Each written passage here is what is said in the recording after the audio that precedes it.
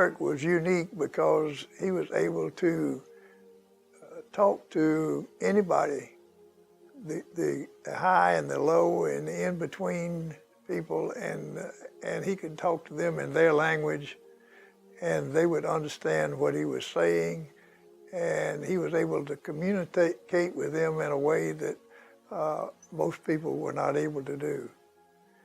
And he ran a radio station and, of course, did a lot of advertising on it. He would write jingles for advertisements, and then he had a ukulele, which he said he wasn't able to play, but to me it sounded very good.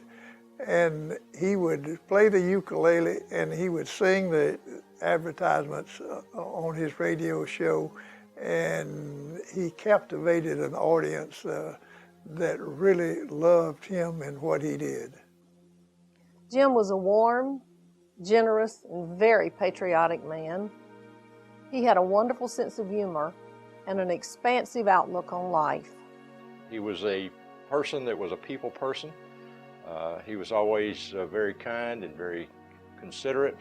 He always wanted to listen to other people's thoughts and ideas, but he also had plenty of his own, and he loved to share those. Needless to say, his ballads and tales that he later in years wrote are kind of indicative of that side of Jim Kirk.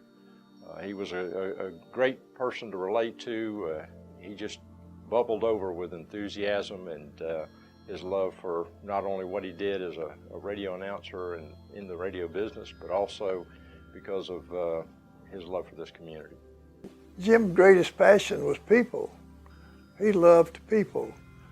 And no matter what he did, that showed through everything that he did, and that's what makes people like him too. But he actually loved meeting and working with people, and everybody benefited from it. Jim did so many things for this community. He's going to be long remembered, and it's just such a great honor to be able to share some thoughts about Jim and the things that he was involved with in the community. I have some fond memories of Jim and his law enforcement associations. He was a great friend to Chief Casey Alvarez and Lee McGehee and myself, which covered and spanned almost a half a century of law enforcement in Ocala and Marion County.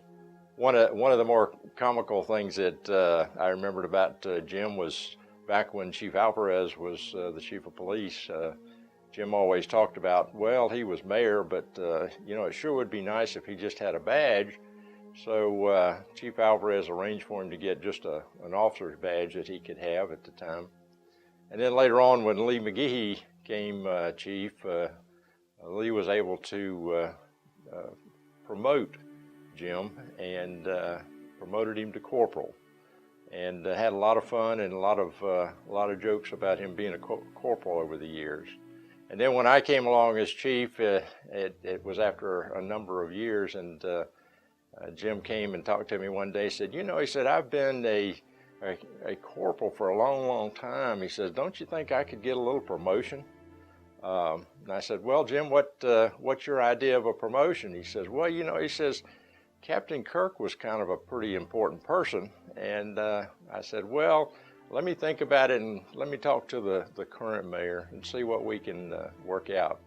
So anyway, a number of weeks went by, and I had arranged to have a little ceremony for him one day, and he came over, and we promoted him to Captain Kirk. So he was so happy when he became Captain Kirk. That's one of his fond memories in law enforcement. Mr. Appleton owned a horse farm here and was a great collector, and he said that he would like to give $8 million to build a museum for Ocala. And Jim and I and Dick Chazelle and Jim Jernigan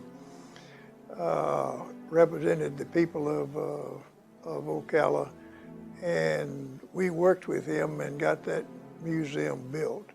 And I think that was one of the most important things that was done during Jim Kirk's lifetime here in Ocala. Jim has been special in so many ways. Needless to say, I've always cherished and honored his maturity and his professionalism, but also his kindness. Shortly after I became chief, just to give you an idea, Jim wasn't just a person of words, even though he shared a lot of words, but he also was a person of deed. And one of the fondest memories and mementos that I have of Jim is a bugle that he presented to me. And it's extremely important to me because of the words that he left attached to it. And it says to Maury Dean, when you need a friend, blow on this trumpet. Jim Kirk will be beside you. That's Jim Kirk.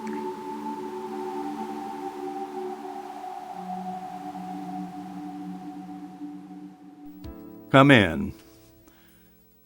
God smiles most on men who see their place just where they are. They don't complain or make excuse if they don't grab the star. They never let the strains of life detour them from their goal, and never let life's easy joys contaminate their souls. These are men who never flinch when life says play a part, but always play it willingly with kindness to impart. God smiles most on men like these, and they're the ones who win. They're the ones he reaches for and smiles and says, "Come in."